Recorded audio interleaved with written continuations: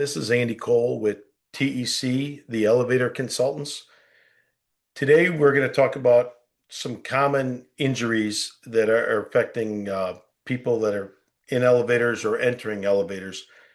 And really, the biggest thing that we want to focus on is why this is important. And as a building owner, you don't want the liability or the litigation with any of these things. And as a user, how can I avoid you know, entering an elevator, getting hit with an elevator, or leveling strategies like look at the floor before you enter the elevator, before you even get in or out of the elevator. Don't be looking at your phone because these are common occurrences that we see all the time with people either getting hit or tripping hazards. And we'd like to focus on both those things today. So the first thing we're going to talk about is the doors, and then we'll go into leveling issues and tripping hazards. So really, the doors have several different reasons of how people can get hit by them, regardless if they're looking at their phone, not paying attention, in a rush. In order to have the doors stop and then reopen, you have to break the plane of the car door, which is several inches inside that entrance. You have the hoistway doors, and then a gap, and then the car door. And the car door has the sensor on it.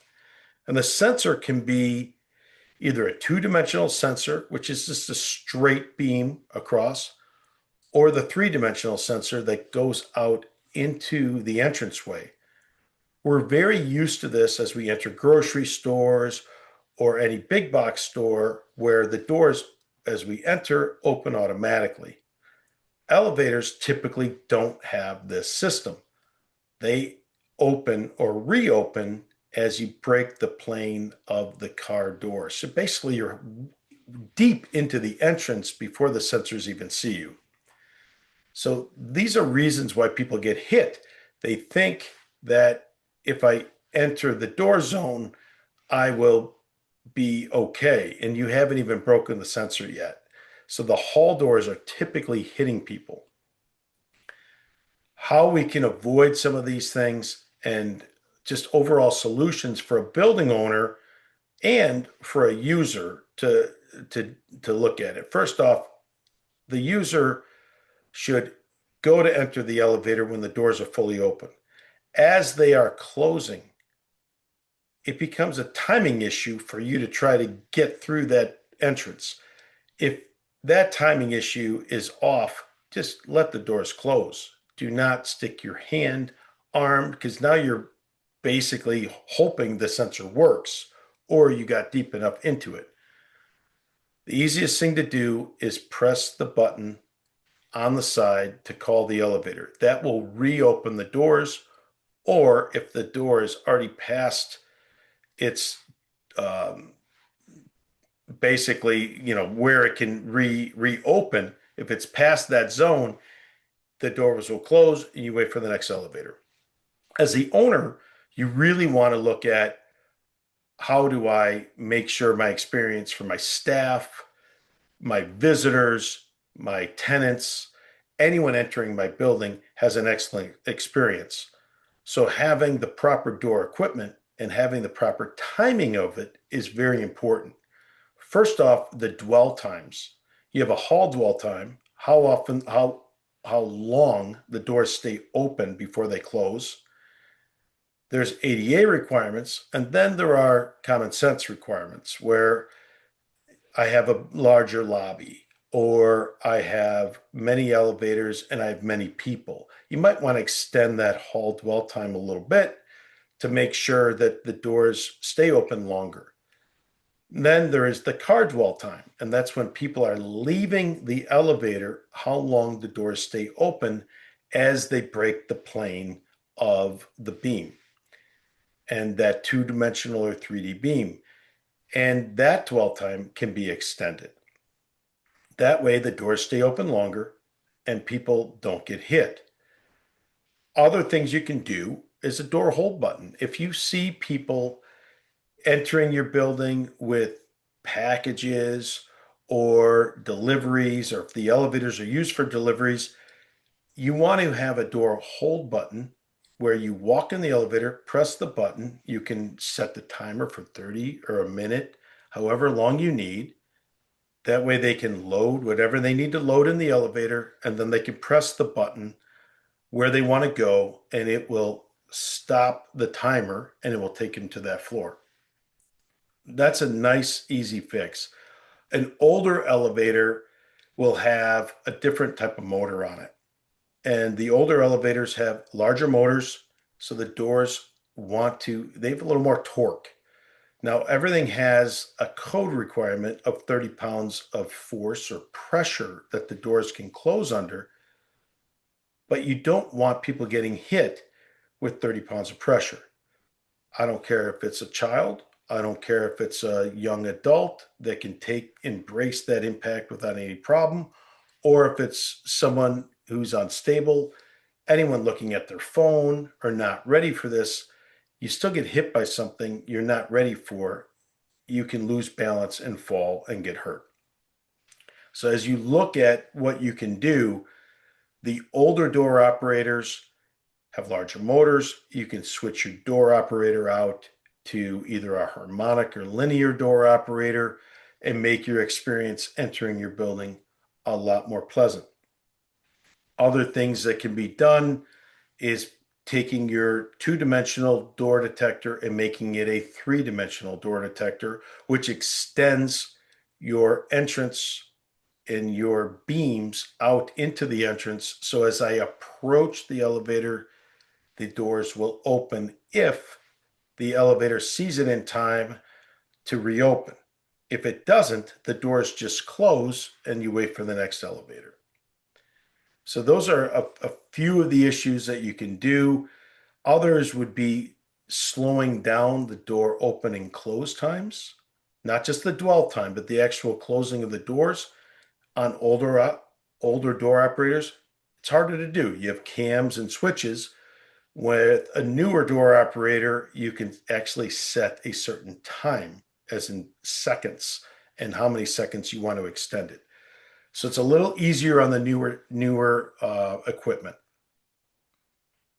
So that's really most of the issues that we see with doors and hitting people, and we definitely want to avoid it for both the user's sake and the building owner's sake.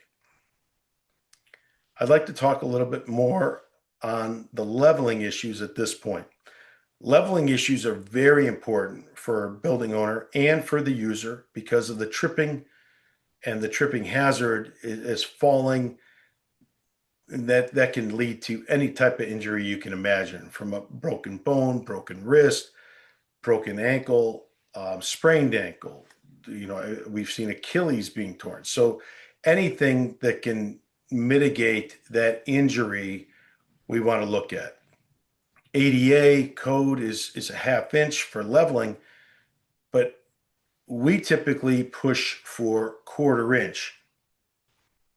And that's a difference. If you think about it, just imagine if every section of your just walking zone or your sidewalk had a quarter inch difference up or down.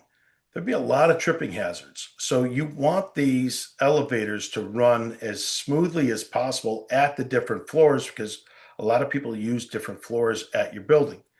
So as you're looking at it, if you're a quarter inch low at the first floor, you meet code, and you're a quarter inch high at the second floor, you meet code, but you got a half inch difference of leveling. And that's a lot. So you want to look at how do we keep these things level at every floor. Newer elevators, a little easier to do because they have their landing zone and the sensors that are being used a little more sophisticated than the older elevators, but they still need maintenance. And you want to make sure all these things are working to make sure you're leveling at the correct height at every floor. building owners, if you start seeing that you're leveling different at certain floors, that is a maintenance issue. You either have a repair or you have a maintenance item that's out of adjustment, and that needs to be done. Now, there's different types of zones and landing zones and different types of equipment for each elevator. You can have, a tape, um, a tape system. You can have an encoder system.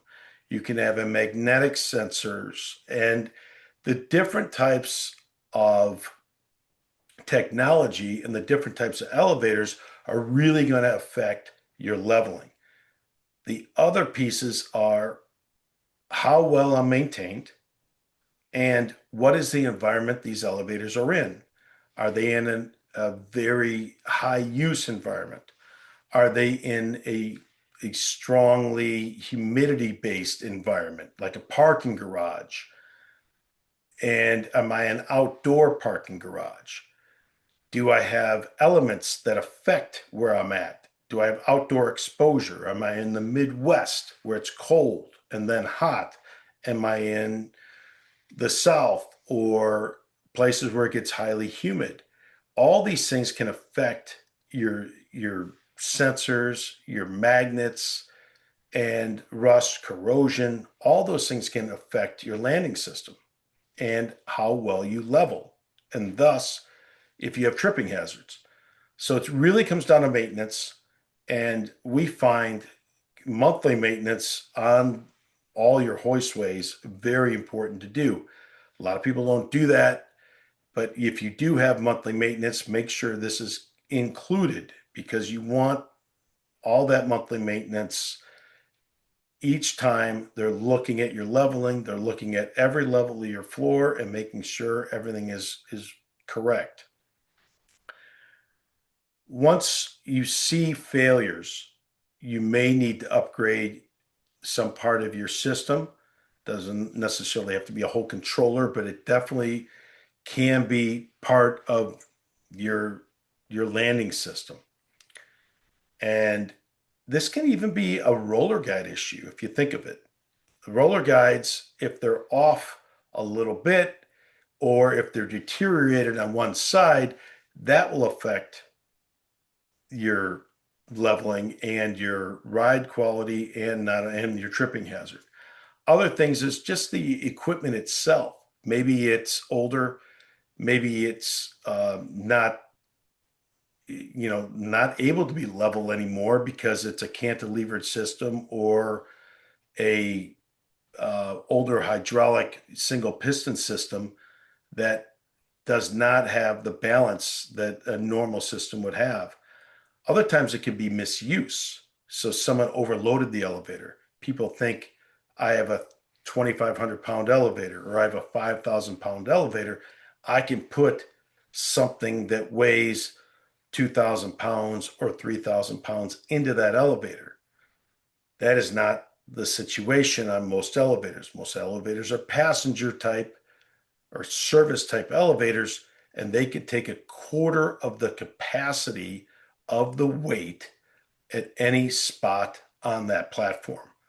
So that can also get your elevator racked or out of sync and cause tripping hazards and leveling issues. So those are some things to avoid as you're entering or leaving an elevator as a passenger. Always be looking where you're going. Do not be on your phone, and really realize that a half inch is quite a bit. And if you were walking on a sidewalk and it was a half-inch gap was okay, there'd be a lot more tripping. So when you have a half inch is a code requirement for elevators, you really have to look while you're entering and leaving the elevator rather than being on your phone, not paying attention. You really want to look.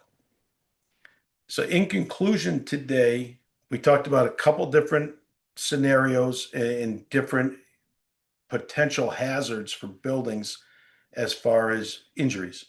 And that is the doors hitting people and leveling issues causing tripping hazards.